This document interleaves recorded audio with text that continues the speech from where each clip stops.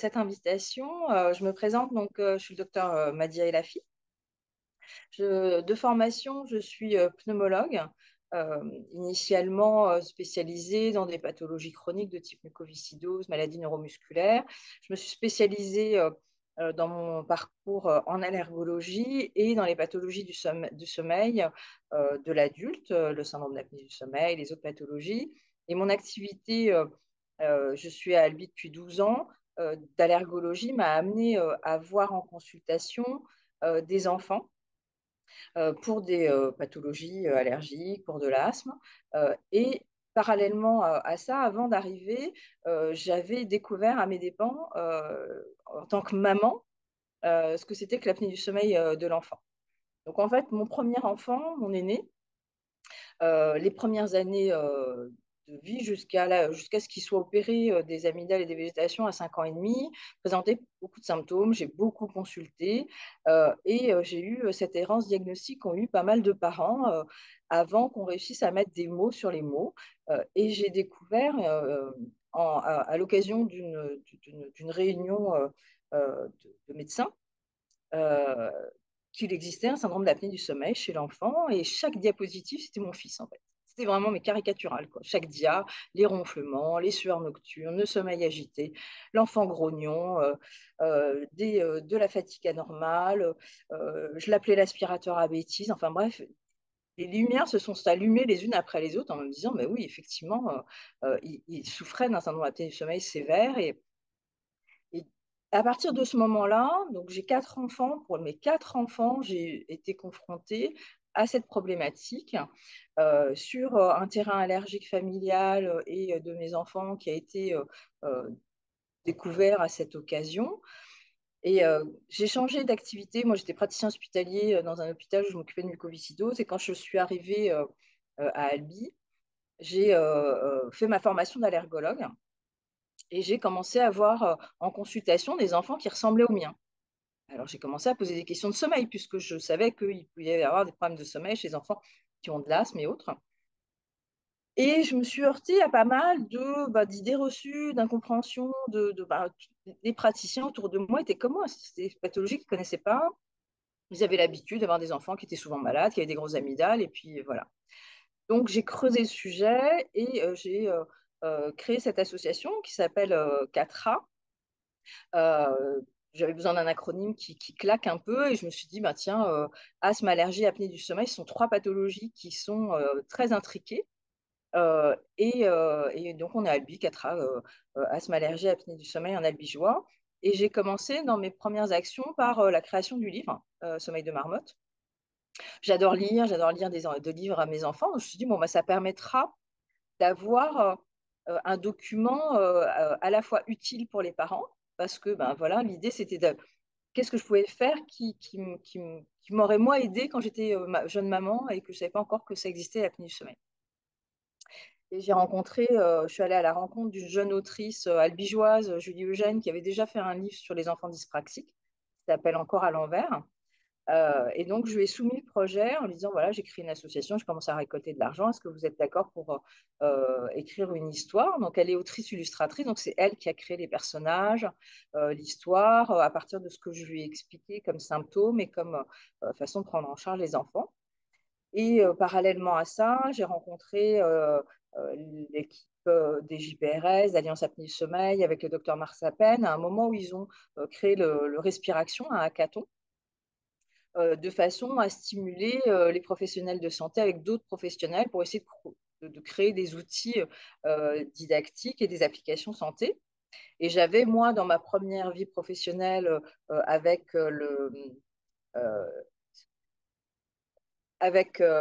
la mucoviscidose, déjà eu une formation d'éducation thérapeutique. Donc tout ça, ça a fait quelque chose qui, j'y suis allée en me disant, OK, moi je vois bien une application avec 3 têtes, une partie pour les professionnels de santé, pour aider à former les professionnels de santé comme moi qui ne connaissaient pas, et de façon à connaître, à pouvoir mieux dépister, mieux soigner et surtout travailler en pluridisciplinarité parce que je me rendais compte au fur et à mesure que j'allais dans des formations ciblées que ben, on ne pouvait pas travailler tout seul et que l'ORL pouvait opérer d'un côté, l'orthodontiste corriger la dentition d'un côté, le kiné faire de la rééducation romaxio-faciale, l'allergologue traiter l'allergie s'il y en avait une, de travailler avec les réseaux de prise en charge de l'obésité, par exemple, de travailler avec le pédiatre de l'enfant, voilà, et qu'il fallait qu'on travaille tous ensemble de façon à avoir une prise en charge qui soit la plus adaptée à l'enfant, parce que on se rendait compte avec le temps et avec les nouvelles publications. J'ai beaucoup scruté la littérature sur le sujet. Je me suis inscrite au DU de sommeil de l'enfant que j'ai passé en 2017 en disant voilà, l'enfant, il ne suffit pas d'opérer les amygdales et c'est fini. En fait, on a cru pendant longtemps que l'enfant qui ronfle fort, qui a des angines à répétition, qui est fatigué, hop, on enlève les amygdales, c'est terminé. En fait, non, c'est beaucoup plus compliqué que ça. L'histoire, elle commence souvent très très tôt. Elle commence dans les premiers mois, premières années de vie. Ça tombe pas du ciel du jour au lendemain. C'est pas une grippe qui vous cloue au lit 3 jours et puis une semaine après vous êtes guéri. C'est vraiment une pathologie chronique. Et c'est une pathologie chronique qui est multifactorielle. Et c'est des enfants qui ont du mal à respirer la nuit parce qu'il y a des endroits où ça gêne dans le passage de la respiration. Euh, et je prends souvent l'image pour les parents du tuyau dans la cuisine. Pour pouvoir respirer, il faut que pour que l'eau s'écoule avec un bon flux. Il faut que votre tuyau ne soit pas encrassé, qu'il n'y ait pas d'objets ou de choses qui bougent. Et ben, on est tous, qu'on soit nourrisson, enfant ou adulte, on a besoin d'avoir des voies aériennes libres. Et donc libres à tous les étages entre la narine et le pharynx. Et on se rend compte qu'il n'y a pas qu'un seul site, qu'un seul obstacle qui est les amygdales et on-off, on opère, on opère. Euh, donc, tout ça s'est mis en place. Donc, il y a eu Catra de créer, le bouquin, l'application avec le Respiration. On a gagné un prix, donc ça m'a donné de l'élan. Des collègues ici, un ami sur la Bijoie qui m'a fait rencontrer une start-up de Gaillac, du mix, qui a accepté de s'emparer du bébé et de créer l'application qui a pu être lancée en 2019, qui est gratuite et dont on a lancé la V2 en août 2022 et pour laquelle on est déjà pratiquement à 12 000 téléchargements. L'idée d'application, c'était donc d'avoir une partie pour les professionnels, une partie pour les parents, une partie pour les enfants. La partie professionnelle de santé, on l'a détachée et on a créé, sous l'impulsion des JPRS, on s'est rencontrés à plusieurs pneumopédiatres, neurologues. On était super contente, et moi la première, de me dire, voilà, je ne suis pas toute seule en fait. Je ne suis pas folle en fait. Il y a d'autres praticiens en France qui ont la même vision des choses que moi. Et donc, on a créé IDEAS, Interdisciplinarité enfants, adolescents et sommeil. Donc, un acronyme pareil qu'on m'avait sollicité pour créer un groupe. Et c'est devenu notre association nationale avec les docteurs Annick Andrieux de Bordeaux, qui est pneumopédiatre, le docteur Marie-Pierre Périol, qui est neurologue initialement à Valenciennes et puis maintenant à Lille, et le docteur Catherine Lamblin, qui est pneumo-allergo comme moi à Lille. On a créé cette association pour aider à mettre en place des réseaux, pour partager avec les autres professionnels de santé. Et à un moment où il y a une LPPR, une loi qui est sortie pour pouvoir rembourser la PPC chez l'enfant et qui nous coupait les jambes, alors que nous, on commençait à introduire cet outil dans notre prise en charge avec des succès assez phénoménaux, vraiment des effets on-off. Des parents qui revenaient en consultation nous disant mon gamin il est transformé alors qu'il avait déjà été opéré, il y avait eu du mieux, puis il était moins bien, ou qu'il ne pouvait pas être opéré parce qu'il n'y avait pas d'indication chirurgicale. Enfin bref, on commençait à avoir chacune une certaine expérience de l'usage de cet outil. Et hop, il y a une LPPR qui sort et qui est très restrictive et qui ne nous permet pas de prescrire. Donc, on est monté au ministère pour essayer de défendre notre point de vue. Je vous passe les détails. Ça a mis l'impulsion à l'association et l'association maintenant a créé une formation pour les praticiens en France qui est adossée aux ateliers d'Arcachon, qui est une formation en formation continue qui a pignon sur rue depuis 25 ans. Et on a fait donc les ateliers d'Arcachon Kids et on participe au maximum de nos possibilités à des congrès. On a publié notre cohorte de patients qu'on a mis tous ensemble pour montrer qu'il y avait une bonne adhérence au traitement mis en place à domicile, alors que jusqu'à présent, on nous opposait qu'il fallait absolument hospitaliser les enfants. Et en fait, notre cheval de bataille, c'est de dire, mais en fait, ces enfants, nous, on les voit. Et on a travaillé, nous, en CHU, et moi, en CHU, je m'occupais d'enfants syndromiques, hein, d'enfants avec des maladies rares. Et donc, il y a besoin dans les CHU d'experts pour prendre en charge, pour soigner les enfants qui ont des pathologies très rares, euh, complexes, comme la trisomie 21, comme le Prader-Willi, comme certaines myopathies, comme certaines pathologies, le Pierre-Robin, et j'en oublie.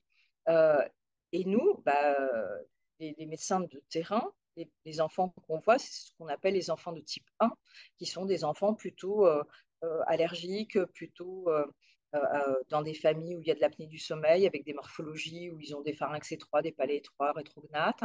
On voit aussi certains enfants qu'on dit de type 2, qui sont des enfants qui souffrent d'obésité. Tous ces enfants-là, nous, on peut les voir, on peut les explorer en ville et on peut les soigner en ville. Et ce qui est important, c'est de créer des réseaux et qu'il y ait le maximum de professionnels de santé qui soient formés. Et formés, c'est vraiment tout ce qui touche à l'enfance. Donc, comme on disait, comme vous posiez la question, c'est-à-dire, oui, en crèche, les puères, elles peuvent déjà dépister. On ne trouve que ce qu'on cherche et ce qu'on connaît. Si on ne connaît pas, le petit gamin, je vous expliquais tout à l'heure, j'ai eu une maman qui était venue en consultation pour elle-même, pour un bilan préopératoire, une jeune femme de trentaine d'années, pour un bilan d'obésité, pour voir s'il y avait des apnées à soigner en préopératoire. Et cette maman me dit, est-ce que vous pensez que ma petite, elle peut aussi avoir de l'apnée du sommeil? Je dis, pourquoi? Quel âge a-t-elle?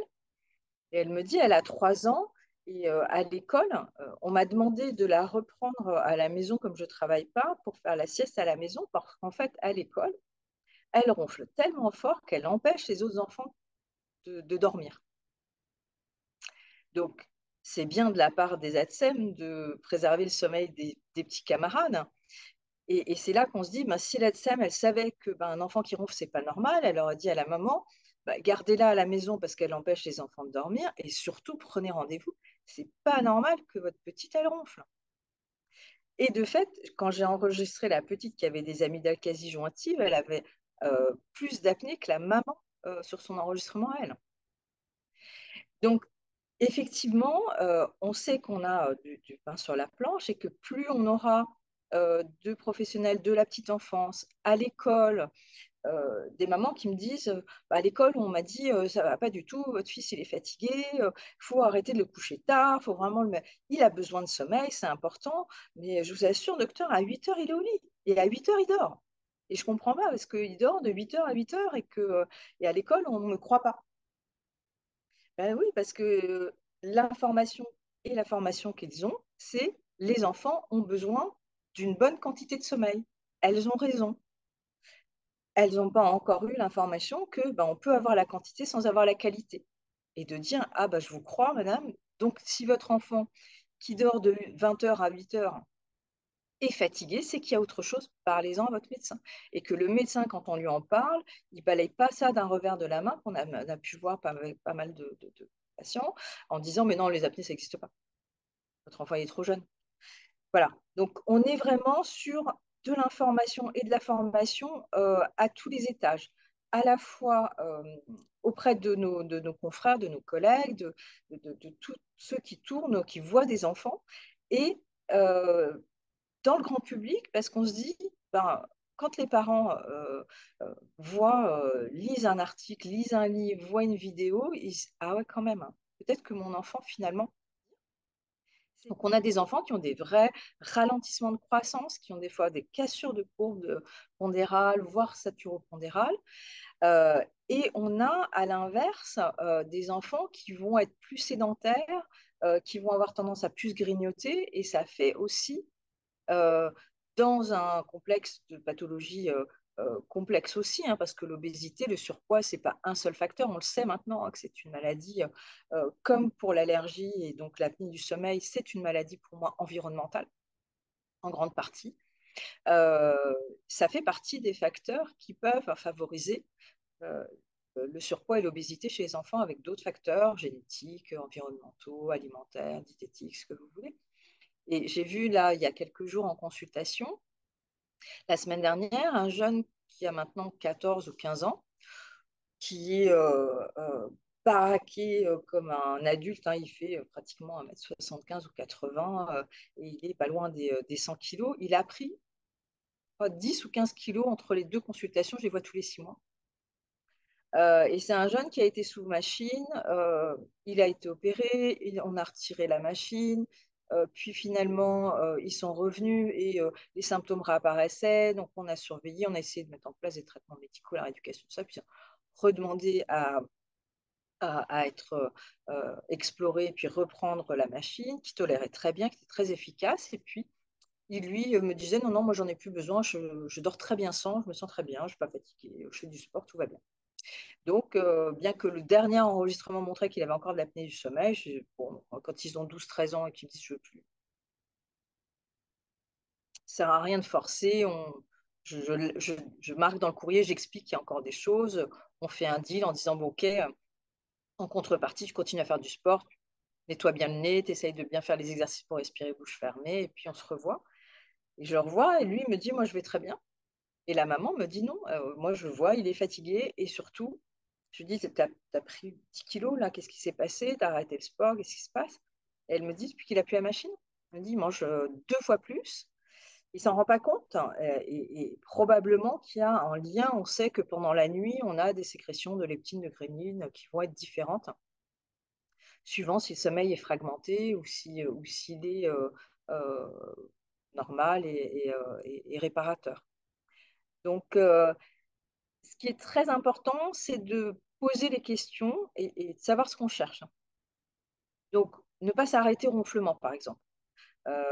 Parce qu'on peut avoir de l'apnée du sommeil sans ronfler, on peut ronfler en ayant peu d'arrêt de la respiration, mais avoir quand même des efforts respiratoires.